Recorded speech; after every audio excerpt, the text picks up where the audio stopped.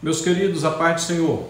Eu sou o diácono Claudino Machado e essa é mais uma das nossas pequenas reflexões com base na leitura diária da revista Lições Bíblicas da CPAD neste quarto trimestre de 2022, quando nós estamos estudando materialmente o livro do profeta Ezequiel. E de pano de fundo, o nosso tema é escatologia bíblica, a doutrina das últimas coisas. O tema do trimestre fala da justiça divina.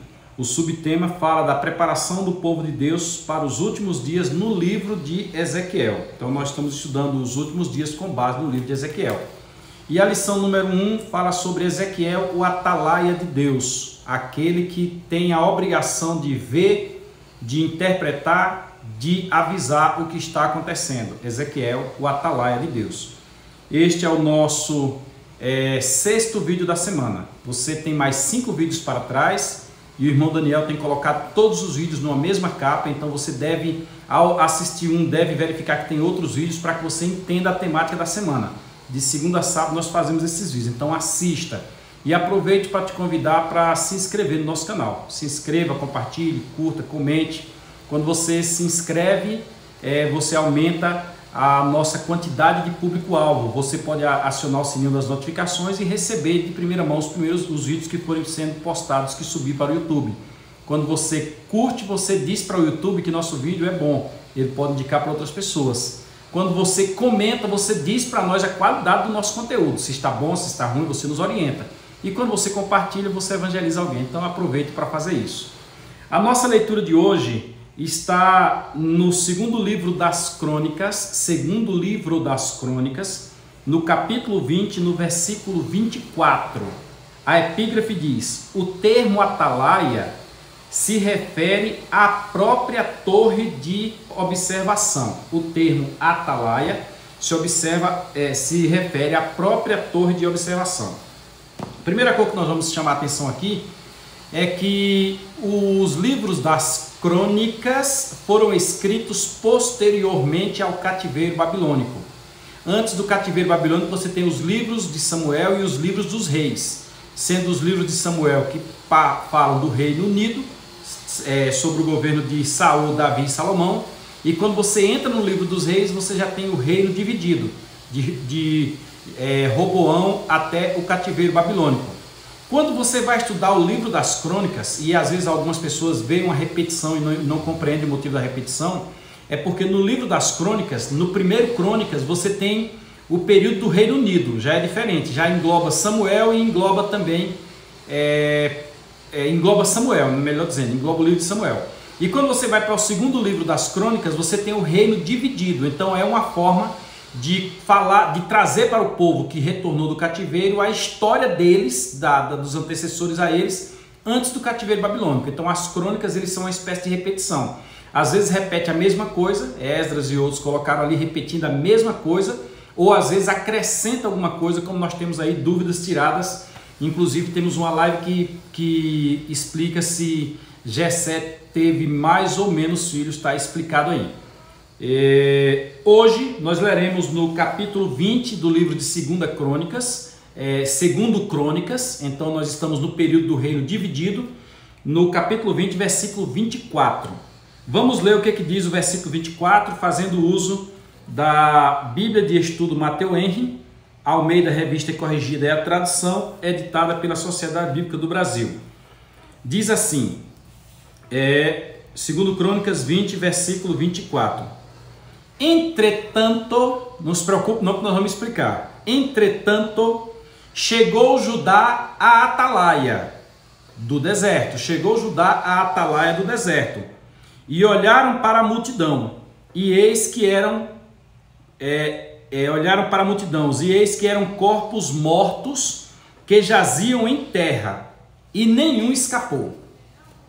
Primeiro nós vamos explicar aqui a história para depois explicar, fazer a aplicação no sentido do tema da semana, que é o atalaia.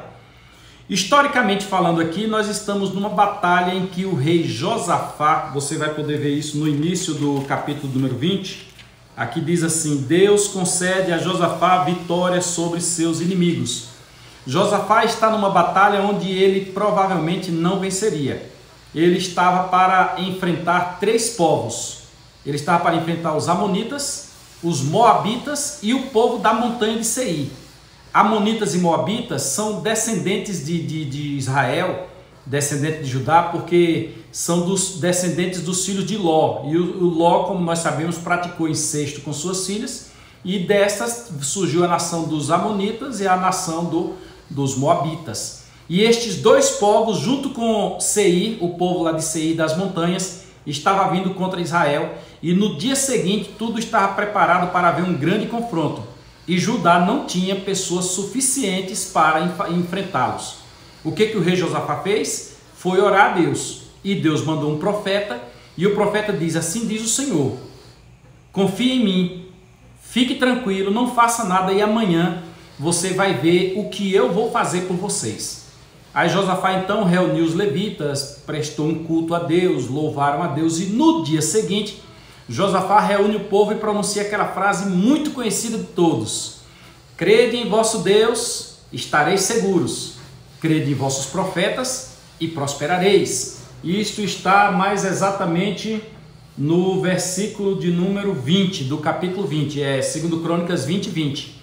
Crede em vosso Deus e estareis seguros, crede em vossos profetas e prosperareis. Aí botou o povo para louvar a Deus. Quando eles saíram em direção à batalha, eles chegaram a uma torre que tinha no meio do deserto. Era um local mais alto, porque o deserto, as dunas se movimentam, mas de qualquer sorte continua ainda meio plano, né? Tem algumas ondulações, mas o vento transporta a areia daqui para ali, dali para lá, então ele ainda é meio plano. E lá tinha uma torre, lá naquela região tinha uma torre antes de chegar de sentido das montanhas. E era daquela torre que alguém olhava alguma situação que vinha distante, porque não era só a torre que ficava na cidade, tinham torres em locais que serviam como bases, que sabiam se havia mísseis ou não, se havia inimigos ou não. Os Estados Unidos têm, por exemplo, algumas bases antimísseis que não ficam exatamente no território, ficam em algum local específico, e se um míssil passar ali por cima do solo americano, ele simplesmente de lá consegue detectar e abortar aquele míssil, e ele não vai chegar aonde está a população. Israel tinha algo semelhante, tinha torres, e a torre, pelo fato do atalaia estar atuando na torre, a própria torre em si era chamada de atalaia. Então eles chegaram até a atalaia do deserto. Tinha um atalaia que ficava lá no deserto, tinha um atalaia que ficava em outro local, um atalaia que ficava em outro local. E quando eles chegaram na atalaia do deserto, que eles olharam, eles perceberam uma enorme quantidade de pessoas que estavam mortas. Por quê? O texto de 2 Crônica nos explica. Porque lá na montanha, os amonitas e os moabitas, em vez de se unirem com Seir e descer em direção a Israel, diz-nos a Bíblia Sagrada que Deus fez com que eles entrassem em confusão entre eles próprios. E ao entrar em confusão entre eles próprios, eles se mataram. Eles lutaram até que o último homem morreu. E quando Josafá chegou lá com o povo, tendo passado pela atalaia do deserto, Josafá viu que o povo estava todo morto. O Salmo 91 diz isso. Aqueles que confiam no Senhor, aqueles que se escondem do esconderijo do Altíssimo. Ele vai olhar para a direita, vai olhar para a esquerda, e vai ver que à sua esquerda caiu 1000, 1000 cairão à sua esquerda e 10.000 à tua direita, e tu não serás atingido. Foi assim que aconteceu com Josafá. Mas voltando agora, tendo explicado a base histórica, voltando agora para a questão da aplicação da semana, para que possamos fazer ter a devida compreensão teológica, nós temos que atalaia não representa somente uma pessoa. Atalaia representa também uma estrutura. Isto quer dizer que onde eu congrego, onde você congrega, aquele grupo de pessoas que é chamado de eclésia, de igreja, nós temos um vídeo aí que explica o que é a igreja. Eu oriento você, eu convido você a assistir esse vídeo. O que é a igreja? Aquele grupo de pessoas que está reunido em igreja, seja o título que for, pois fará parte da igreja militante ou da igreja triunfante, fará parte da igreja local ou fará parte da igreja universal, fará parte da igreja do CNPJ ou fará parte da igreja de Cristo. A igreja deve se tornar um atalaia. O atalaia não é só a pessoa. A estrutura montada que está hoje no meio do deserto desta vida que está aí vendo que a batalha está se aproximando, a estrutura montada deve ser uma estrutura que sirva para orientação. Aí nós aplicaremos a estrutura, tudo que já foi dito com relação ao atalaia. O atalaia ele deveria estar atento, a estrutura, todos devem estar atentos. Não pode acontecer de o pregador estar atento, o pastor está atento, o professor está atento e o músico está dormindo, no sentido figurado, não no sentido literal. Não pode acontecer de nós querermos servir a Deus somente no dia do culto. A gente serve a Deus no dia do culto, mas durante a semana a gente esquece de Deus. Na igreja a gente quer cantar, a igreja a gente quer pregar, a gente quer ensinar, a gente quer tocar, a gente quer fazer tudo, mas esquece-se de Deus no cotidiano, no dia a dia. Não. Toda a estrutura tem que estar em volta disso aí. Todas as crianças devem saber disso, os adolescentes devem saber disso, os jovens, os adultos, os idosos, todos devem estar ligados neste mesmo propósito, porque atalaia não é somente uma pessoa. Atalaia é toda a estrutura que está montada para este fim. Afinal de contas, o Senhor Jesus virá buscar sua igreja. E ao falar de sua igreja, ela envolve pessoas, não é um só, é todos aqueles que servem ao Senhor Jesus de coração. E qual de espírito e em verdade? E qual é a função da igreja? A função da igreja não é fazer um ringue de artes marciais no culto, ou no púlpito depois do culto. A função da igreja não é fazer bingo, a função da igreja não é um bocado de coisa que acontece errado por aí. A função da igreja é anunciar Jesus Cristo, é orientar como atalaia, aponta assim, aponta o caminho correto. Por exemplo, nós estamos num momento ímpar, num momento específico. Amanhã, por exemplo, terá eleição. A igreja não deve fazer politicagem não deve fazer. Agora deve anunciar ao povo o caminho, livrando o povo de repente de um governo que por acaso venha prejudicar a nação, orientando o povo, porque uma decisão mal tomada pode gerar uma inflação que prejudique. Eu acho que o momento é propício para a gente falar sobre isso. Então nós devemos orientar os irmãos a como agir, não fazer a politicagem, porque a decisão é de cada um. Se a decisão for tomada errada, já foi dito na leitura de ontem, quando nós lemos em Ezequiel 33, de 2 a 6. Cada um vai responder pelo seu próprio sangue, se ouviu do atalaia e por acaso não cumpriu, certo? Então aqui nós temos que o atalaia não deve ser uma só pessoa, o atalaia deve ser o grupo, e o nosso principal objetivo, além de orientar o povo a estar aqui nessa terra, a como agir nessa terra, não orientar a estar, orientar a como agir enquanto estiver aqui, é mostrar para o povo o caminho do céu. Então a igreja de Cristo é um atalaia, e nós estudamos já, né? Nós estamos estudando sobre o atalaia, por intermédio, Ezequiel, ou atalaia de Deus. Então estamos estudando as últimas coisas por intermédio do livro do profeta Ezequiel. Que Deus te abençoe. Quem tiver escola dominical amanhã, eu desejo uma boa aula de escola dominical. Nós já tivemos a nossa quinta-feira, o presbítero Marcial nos ensinou muito bem. E nós fechamos a temática da semana, porque na próxima semana, querendo Deus, a partir de segunda-feira nós falaremos sobre Vem o Fim. O fim vem. Foi uma das primeiras mensagens de Ezequiel. Então nós encerramos por aqui. Pedindo a você que comente, compartilhe, curta e etc. Queremos orientar você a agir com a razão, agir com a lógica. Amanhã nós teremos eleições.